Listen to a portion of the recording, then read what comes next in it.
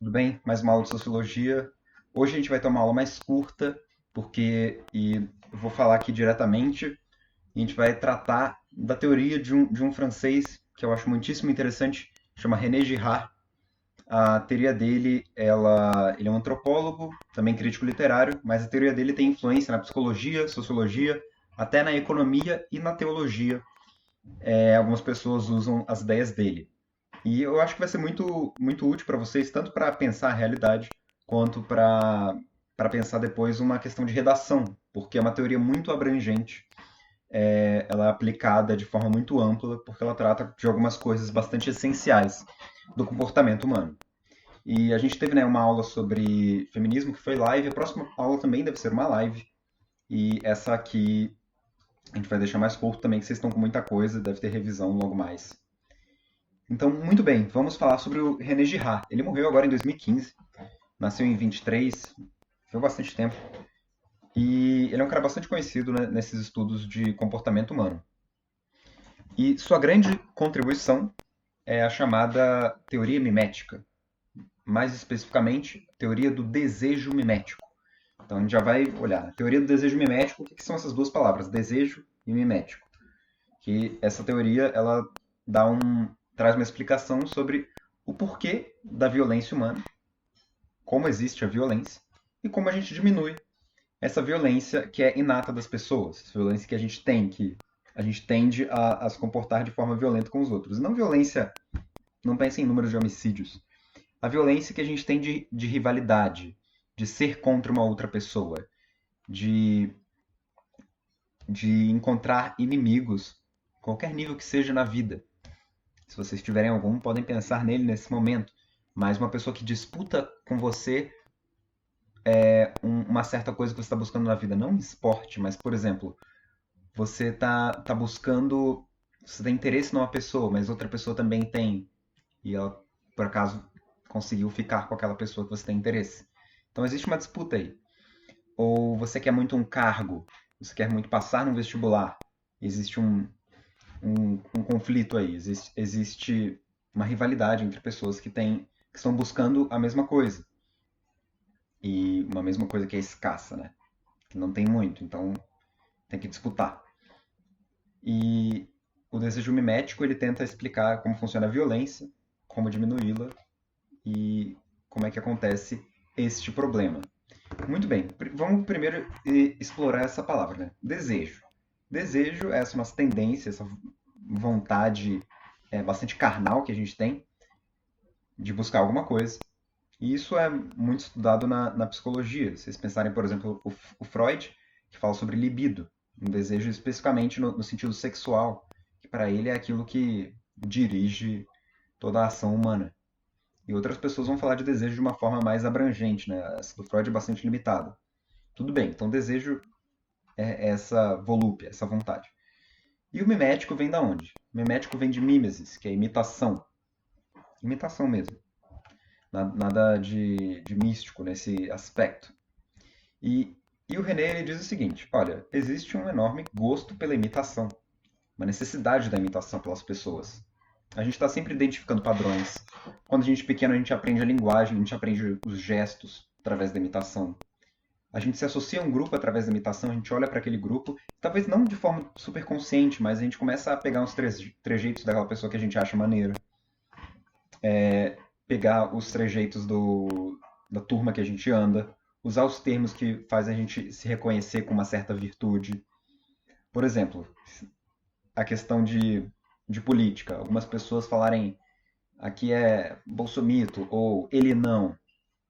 Isso aí é sinalização de virtude. Isso é você falando assim, ó, tem uma pessoa que é do meu clubinho, eu quero me identificar com ela, então eu vou imitar alguns gestos. Ele não. Bolsomito. Então você fica ali, você se mistura naquela massa através da imitação. Ela é utilíssima nesse sentido, porque a gente aprende muito através da imitação. Inclusive, eu recomendo a vocês que imitem aquilo que vocês querem aprender. Porque a gente nunca é forte. Mas a gente dificilmente vai se tornar uma cópia fiel e barata quando a gente imita alguma coisa valiosa. Por exemplo, se vocês tentarem imitar o estilo literário de um, de um Machado de Assis, ou tentarem se tornar músicos bons como, sei lá, põe um Jimi Hendrix, qualquer pessoa, ou se tornarem grandes atletas como algum Messi da vida, vocês não vão se tornar nenhum deles.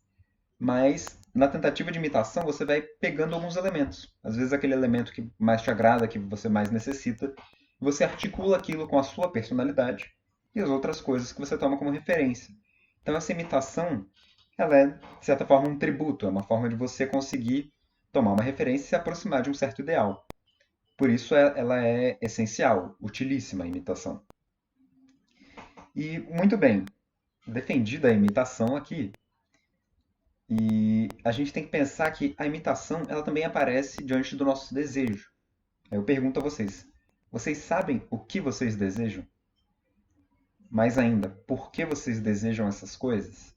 Será que não tem algumas coisas que vocês desejam que não vêm lá do íntimo, mas vêm do fato de que as outras pessoas também gostam? Tipo, todo mundo consome aquele mesmo canal, sei lá, aquela mesma série, tá todo mundo vendo aquela série trocando ideia e você fica lá tipo, ah, não me dá spoiler. Você vai consumir aquilo como uma imitação num primeiro momento. Você não quer ficar de fora. Ou todo mundo compra o mesmo aparelho e você imita. Ou ainda de forma mais sutil. Uma pessoa, um amigo seu, se interessa por alguém que você nem reparava que era bonito, mas quando essa pessoa se interessou e te falou, olha só como aquela pessoa é assim, ó, assado, você falou, nossa, não é verdade? Você começa a desejar também. Ou o que é mais óbvio, por exemplo, a ideia de. Já não é forte hoje em dia, mas funk e ostentação. Era o símbolo máximo quase de desejo mimético. Você vê uma pessoa consumindo algo e você quer ter aquele mesmo, aquela mesmo, aqueles mesmos trajes, aquele mesmo kit.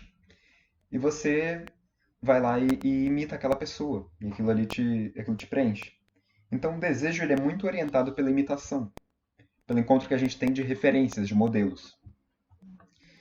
E, em geral, quando a gente vai imitar alguém, a gente está imitando uma figura distante, natural. Vocês me acompanhem aqui. Você vai imitar, por exemplo, ou você deseja algo em comum, né? Porque essa é a questão, o desejo mimético, não é só a imitação. Você deseja algo em comum de uma grande atriz, de um grande empresário, de um grande artista. Você fala, nossa, ele gostava de tal coisa, deixa eu conhecer isso também. Ele visitava tal lugar, deixa eu ir lá também. E isso é perfeitamente natural. Por exemplo, influencer hoje em dia. Esses caras nas redes sociais, eles mostram a vida privada deles, eles se tornam, né, pessoas muito próximas ali, eles se entregam muito, mas eles ainda estão distantes. Você não convive com eles. Eles estão em outro lugar. E eles são as figuras perfeitas para o marketing, para a publicidade, que é até uma das áreas que usa essa teoria mimética. Porque você coloca eles consumindo coisas, valorizando um produto, praticando alguma coisa, e aquilo imediatamente se torna interessante para aqueles que seguem essa pessoa. Porque às vezes você quer uma virtude, você quer só um aspecto da vida daquela pessoa, mas você não sabe exatamente separar as coisas. Então você compra o pacote, coisa mais natural.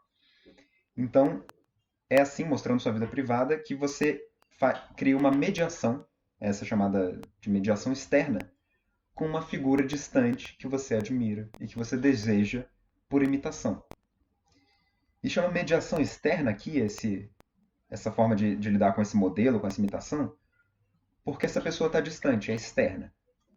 Mas, e aqui começa a ficar interessante, a gente chegar perto da questão da violência que eu comentei. O que acontece quando a gente deseja algo que, imitando, não alguém distante, mas alguém do nosso mesmo círculo social? A gente deseja o mesmo emprego, a mesma atenção, o mesmo namorado, a mesma vaga na universidade, de repente, de uma pessoa que está perto. Nessa situação, ou mesmo, por exemplo, isso é muito fácil de pensar, né? Quando irmãos praticam o mesmo esporte, fazem alguma coisa em comum e se tornam rivais ali. Quando a gente deseja alguma coisa que é escassa e que alguém perto da gente deseja também, cria-se ali uma rivalidade. Você não é rival do influencer, ou do Jimi Hendrix, ou do grande empresário, porque você sabe que ele está distante de você. Mas quando alguma coisa que eu quero, que não está assim tão distante, tão sonhada, que está logo ali, como aquele emprego, aquela pessoa, aquela atenção, aqueles likes que sejam, e a outra pessoa que também está buscando aquilo está perto de você, vocês se tornam rivais. E é nessa rivalidade que a gente vai desenvolver a parte mais substancial da teoria mimética. Porque essa rivalidade é um elemento essencial da cultura. E essa rivalidade é também a origem da violência. Parece que eu peguei pesado, né? Tipo, porra, eu vim de imitação para rivalidade para violência. Mas é exatamente isso. Inclusive, existe uma história muitíssimo influente, que é um mito fundante, que é a base de três grandes religiões: o cristianismo, o islamismo e o judaísmo. Está contido no livro do Gênesis e é o mito de Caim e Abel, a história deles. E, bom, eu vou contar para quem não conhece a história, mas basicamente o que acontece no Antigo Testamento ali, que para quem não sabe é o livro base do cristianismo, do islamismo e do judaísmo. Então tem uns bons bilhões de pessoas que se orientam por aquilo. Inclusive eu sou católico. Então ali você tem a história de Caim e Abel, que são a primeira geração de humanos, nascidos de humanos, né? Porque você tem Adão e Eva, depois você tem Caim e Abel. E eles são irmãos. E o que acontece ali? A primeira geração de humanos, irmãos, um assassina o outro. E assim, se uma história tão antiga, tão influente, ela, ela é uma história de assassinato, a história fundante de um grande livro religioso, a história de assassinato, isso é uma coisa que deveria assustar. Assim. Se não assustou vocês, é porque vocês não entenderam direito. Um psicólogo que eu gosto fala isso, né? Se você não entendeu o peso do fato de que a primeira geração de humanos eram irmãos que se mataram, e você não sente o peso e a tristeza disso, você não entendeu direito. Essa história ela só é tão persistente, ela não está, ela só está influenciando as pessoas há 2000 anos porque ela tem alguma conexão com o estado das coisas, com a forma como a gente se comporta. E o que acontece nessa história? Caim e Abel. Abel era um pastor, Caim plantava. Eles estão ali fazendo seus ofícios, né? E entregam uma oferenda a Deus. Eles entregam aquilo que eles produziram a Deus. Mas Caim entrega a sua colheita, enquanto Abel ele entrega um cordeiro, porque é um cordeiro, porque ele é pastor. Então ele entrega um animal em sacrifício. E o Deus do Antigo Testamento, ainda não é o Jesus Cristo. Para os cristãos, né, e para os judeus é o próprio Deus. Aquele Deus, ele fica, ele se compraz, ele fica feliz com a oferta de Abel, que matou um animal, que fez um sacrifício para ele.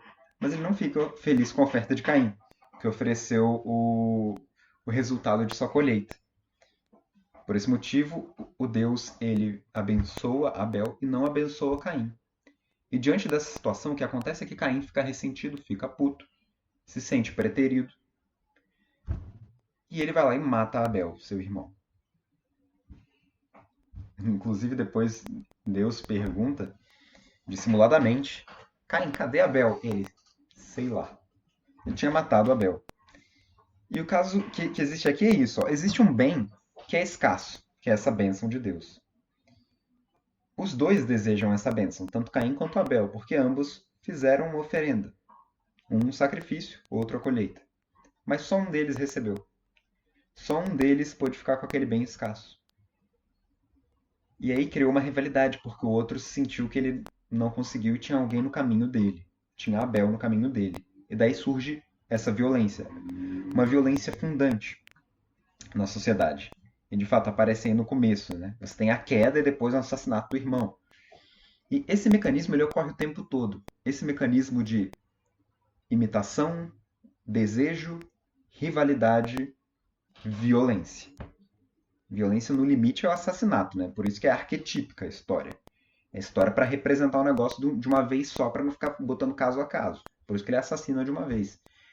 Mas a questão é, a gente tem esse ciclo ocorrendo, né? Imitação, desejo, rivalidade, violência. Porra, terrível. Como é que a gente redireciona essa violência? Como é que a gente faz com que essa violência não circule na sociedade, não faça um irmão matar o outro? Não chegue às consequências de Caim e Abel. E a resposta é a resposta que se observa não só na religião, mas em muito da literatura, o Girard vai mostrar, e em diversos lugares na cultura atual, que a gente vai comentar. Essa violência ela precisa de um redirecionamento, e esse redirecionamento é o sacrifício. Mais especificamente, o bode expiatório. O bode que você mata, né, para expiar os pecados, para expiar o sacrifício, para fazer a oferenda. Então, o sacrifício, que é aquilo que Abel fez e que mereceu a bênção de Deus, repare que Deus gosta de sangue. Isso é algo que é difícil de admitir, mas é verdadeiro. Deus, no Antigo Testamento, ele gosta de sangue. Inclusive, quando ele manda o filho dele, no caso de Jesus Cristo, ele vai lá e mata o filho também. Ele, o filho é crucificado. Então, a gente tem aqui o sacrifício como a resposta que o Girard dá, que a religião dá, que muita gente dá, através desse mecanismo do bode expiatório. E o que faz o bode expiatório, né? Vamos explorar isso. O bode expiatório não é mais do que um lugar para você redirecionar aquela violência. Você está brigando com um sujeito aqui por um certo bem escasso, você fica com ódio dele, e no limite isso vai fazer com que você se degladie diretamente. Mas o que você pode fazer é, em vez de colocar a culpa no Abel, em vez de colocar a culpa no seu semelhante, você encontra um terceiro, um outro elemento em quem colocar a culpa. Um bode expiatório, justamente. Por exemplo, estamos aqui disputando um cargo. Por que é que uma pessoa ganhou e eu não?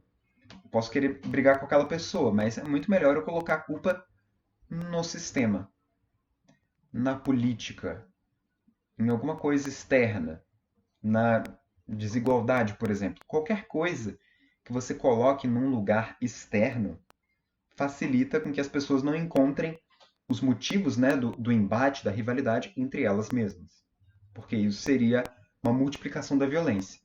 Se tudo que me faz mal é culpa do meu semelhante, já era, porque então eu estou sendo massacrado pelas pessoas ao meu redor o tempo todo. Mas quando o culpado é algum sujeito mais distante, isso facilita. Isso facilita no sentido de que você não vai culpar uma pessoa próxima. Mas será que isso supre a sua necessidade de violência, de vingança, de dar uma direção para aquela pulsão e para aquele desejo? A resposta dele é que não. Não basta você redirecionar a violência da rivalidade. Você precisa fazer um sacrifício, você precisa praticar aquela violência num nível simbólico. Então, a gente vai, para chegar melhor nessa questão do bode expiatório, explorar essa ideia do sacrifício, que é a primeira instituição humana. É a instituição que Deus parabenizou ali Abel tão cedo. Então, muito bem. O Girard, ele define o sacrifício como um instrumento de prevenção contra a violência. Ele literalmente colocou assim, contra a violência nas sociedades. Isso é o mecanismo pelo qual a comunidade se protege da própria violência. Aquela violência que surge em cada pessoa, ela é sempre redirecionada para aquele sacrifício ritual. Aquela encenação de sacrifício que faz com que todos coloquem seu ódio ali. Para quem leu aquele 1984, são 5 minutos de ódio, onde todas as pessoas colocam o seu ódio concentrado num certo lugar. Para quem viu, por exemplo, o país cair em incompreensão, em separação, nas pessoas cada vez mais isoladas, é você colocar todo o mal na figura de Bolsonaro. Para aquelas pessoas que sabem que corrupto não é só o PT, mas são as pessoas normais, que elas não respeitam regras, que elas querem se aproveitar, seria muito duro você lidar com isso. Então você coloca um bode expiatório no PT. Aí você faz o impeachment da Dilma e se sente feliz, porque você destruiu o mal. Então a gente está sempre colocando um bode expiatório como a figura que vai receber a nossa violência, que vai receber a nossa insatisfação com a nossa própria fraqueza e incapacidade de alcançar aquilo que a gente deseja. Então, a função do sacrifício, seja o sacrifício da. Eu tô falando tem primeiro a violência, né? A violência a gente vê por todo lugar. E onde é que está o sacrifício? A função do sacrifício é justamente purificar essa violência. Porque essa violência vai surgir, a gente vai ficar ressentido. Eu já falei para vocês em outras aulas que todo movimento político começa do ressentimento. O liberalismo surge com o ressentimento do rei absoluto. E ele faz um sacrifício, né? Ele corta umas cabeças, eventualmente, com a burguesia ali pro rei absolutista. O comunismo, ele surge de um ressentimento dessa burguesia. E ele também está bem disposto a fazer alguns sacrifícios e cortar algumas cabeças para conseguir purificar o mundo. O conservadorismo, ele nasce do ressentimento com a Revolução Francesa, que foi realmente um momento de jogar fora tradições, muito violento. E o conservadorismo, ele se purifica com o sacrifício da diferença, às vezes, né? Aquela ideia do moralismo. Então, o sacrifício, ele está aí sempre como um acompanhante da violência, um acompanhante do ressentimento. No lugar de você colocar essa violência, e o sacrifício é positivo nesse sentido, porque é melhor do que você matar o Abel de novo, que é seu irmão. Então, muito bem, em que consiste esse sacrifício? O sacrifício, ele é um descarregar, né? Consiste em você descarrega sobre uma vítima, um bode expiatório que a gente falou, todas as tensões existentes na sociedade, as quais ameaçam romper a ordem que mantém a sociedade. O sacrifício ele é como um regulador da temperatura corporal. Quando, em outras palavras, né, ele permite expulsar do meio social toda aquela forma de violência que ameaça a sociedade. Vão se acumulando aquelas dissidências, aquelas rivalidades, e eles não têm mais como conciliar esses desejos que se conflitam, eles precisam sacrificar alguém. E os sacrifícios rituais, eles são notáveis e muito, muito conhecidos. Um sacrifício, por exemplo, de simbolismo fortíssimo é a crucifixão de Jesus Cristo. Inclusive, o Girard entra muito nesse mérito. Eu posso comentar isso numa outra ocasião para quem tiver interesse. Mas a crucifixão de Jesus Cristo, inclusive a instituição da Eucaristia, que é aquela situação na qual o fiel um católico, por exemplo, vai na missa no final de semana para comer o corpo e o sangue. É um sacrifício reencenado, é a figura dele crucificado. Então aí você tem um sacrifício que você, em vez de colocar a violência numa outra pessoa, no seu irmão, você coloca naquele que veio perdoar o seu pecado de ser violento. É a interpretação cristã. Você tem, por exemplo, o sacrifício animal praticado no judaísmo. A famosa imagem do Abraão, né, que teria que matar o seu filho, mas não, tudo bem. Mata um animal, mata um cordeiro, e essa violência é suficiente para mim. Você tem o sacrifício animal, ou até sacrifício humano, praticado em diversas culturas. Você tem um caso de sacrifício muito bom, que é a tragédia grega. Na tragédia grega, você primeiro cria uma identificação com o personagem. Ele vive a vida dele e acontece uma grande tragédia, justamente. Ele passa por uma situação difícil, ele vive, sofre uma violência, e aquilo tem uma função de purificação, uma função de catarse, falam também. Purificação para o espectador. Porque aquela violência, aquela situação, ela é encenada para que você não precisa vivê-la propriamente. Um exemplo, esse muito popular de sacrifício ritual, para onde se dirigem a violência das pessoas, é a novela da Globo. Por exemplo, empurrar a vilã da escada é um clássico. As pessoas vão acumulando a raiva e o mal-estar delas na Nazaré, na figura da Nazaré, com seus cálculos, e tem aquela ocasião em Senhora do Destino, no qual a Susana Vieira estapeia a Nazaré no banheiro. Quem não viu essa cena e é muito jovem, por favor, veja essa cena. É uma cena que marcou.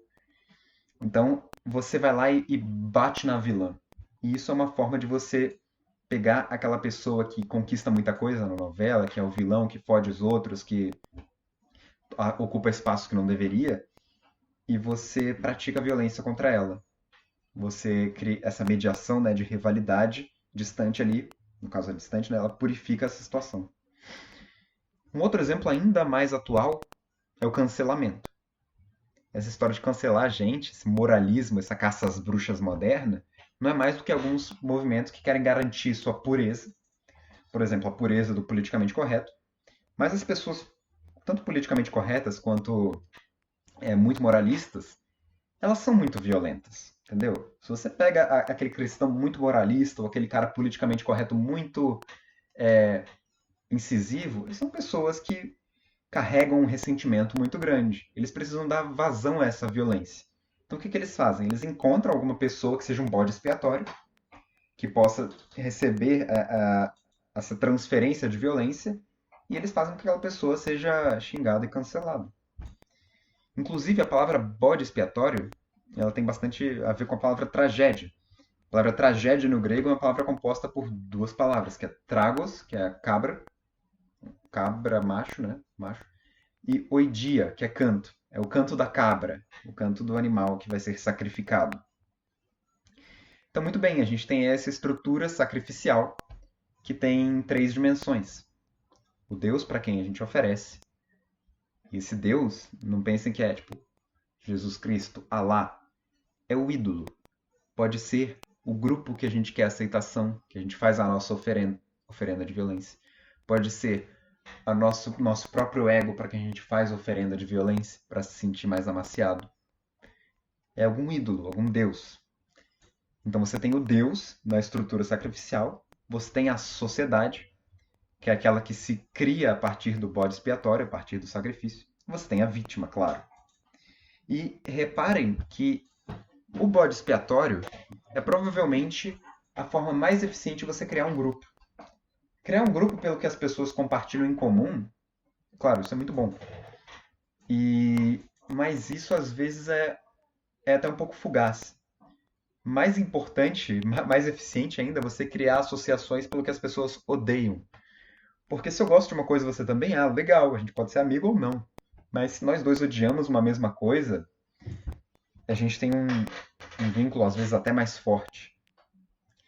Então vocês vão ver a figura do bode expiatório, dessa figura levada a sacrifício, como um importante elemento de coesão. Por exemplo, o que elegeu Bolsonaro? Foi um bode expiatório chamado antipetismo. Não foi outra coisa, porque as pessoas sabiam que ele era incapaz. Mas elas estavam tão transtornadas nessa violência que elas precisavam dirigir a um certo grupo, que elas transformaram isso num bode expiatório. É a mesma coisa que acontece atualmente com Bolsonaro. E existem algumas figuras mais revoltadas à esquerda que têm ganhado espaço por conta justamente da necessidade de dar um destino para essa violência, para esse ressentimento. Por isso que é tão interessante, tão importante que a gente tenha o sacrifício, não no nível do sacrifício do outro, do bode expiatório na pior sentido, mas o sacrifício ritual, o sacrifício no caráter terapêutico. Essa purificação que é como a fênix que ressurge na gente. A gente passa por uma crise, por exemplo, a gente percebe que a gente gasta muito tempo sentindo raiva, sentindo culpado, mas não é aquilo que cura a questão. Em geral, você passa de uma crise quando você aceita matar um aspecto da sua personalidade, que era muito apegado, que era muito mesquinho, que era exagerava em algum aspecto. E, e justamente, para você encontrar esse bode expiatório, você tem que encontrar alguma coisa que seja de fato bode expiatório ideal, né? Que seja de fato dispensável sob certo aspecto, que seja uma coisa secundária, porque se você sacrificar uma figura fundamental, uma figura central, você gera uma próxima vingança. Você precisa disso num ritual, com um certo distanciamento. É isso, por exemplo, o que funda muitas religiões, que envolvem um certo ritual de sacrifício daquele bode expiatório. E na falta de religião, as pessoas não deixam de precisar colocar o ressentimento e a violência delas em algum lugar. Mas elas vão fazer isso de outra forma. Vão fazer isso na política, por exemplo. Elas podem fazer isso nas relações íntimas dela. Eu colocar uma pessoa como bode expiatório. E é terrível, né, quando a gente não encontra um lugar para colocar esse sacrifício. Surge uma espécie de crise do sacrifício, crise sacrificial. E numa crise de sacrifício como essa, o que acontece é justamente que se multiplicam os bodes expiatórios.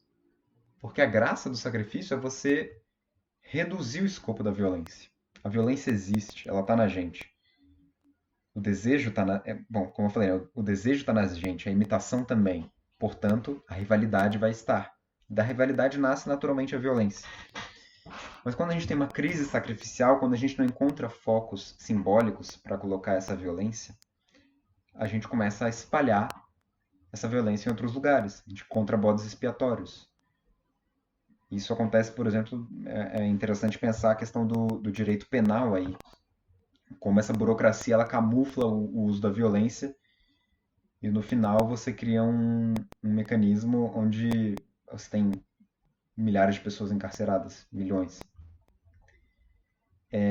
Uma outra coisa interessante de pensar, que tem um efeito semelhante ao do ritual, mas mais negativo, que tem a ver, por exemplo, com o que eu falei de prisão agora, é a proibição. Porque a proibição, ela tem o mesmo efeito que o ritual no sentido de dar um destino para a violência. Ah, você é violento, a gente vai proibir você de fazer isso. Ou a gente vai acatar a sua violência na direção do bode expiatório. O caso é, a proibição, ela não impede, ela não encerra aquele desejo. Ela não encerra aquela pulsão. Então, quando você proíbe, você está fazendo com que aquela força, aquela violência escape para outro lugar. Você está fazendo com que ela fique ali ruminando e buscando sair de alguma forma. Então, a proibição é um instrumento muito inferior ao ritual para mediar a violência. Porque o ritual, ele, nessa encenação, ele faz com que você pratique e relaxe, consiga satisfazer esse desejo. Mas a proibição, ela só vai represar esse desejo. E aí eu pergunto para vocês também, né? Isso é uma curiosidade. Vocês praticam algum ritual? Vocês veem que vocês desejam coisas imitando as outras pessoas? Depois respondam para mim no privado ou mesmo nos comentários do chat. É uma curiosidade. E eu acho que eu expliquei a parte mais importante, esse mecanismo do desejo mimético, que aparece de diversas formas, né? Desde da nossa vontade de, na medida que a gente tá cada vez mais sociável, por exemplo, se vocês pensarem no Instagram, é um campo de batalha nesse sentido, porque tem um bem muito escasso, que é a atenção das pessoas. E as pessoas estão aí se degladiando, fazendo cada vez mais filtros, cada vez mais TikTok, cada vez mais bunda. Tudo para aparecer e ganhar esse negócio disputado, que é a atenção, o like, o engajamento. Então isso aparece o tempo todo, essa disputa. Mas e quando essa disputa está em alguém próximo da gente? Para onde é que a gente vai levar? Para onde é que vocês levam? Eu pergunto. Então, quando vocês tiverem uma redação, vocês podem pensar aí a questão da violência, a questão do desejo, a questão da imitação, do marketing, da violência, tudo através da teoria do René Girard. Espero que vocês tenham gostado da aula. Me façam perguntas depois com o que vocês tiverem de curiosidade. E um abraço.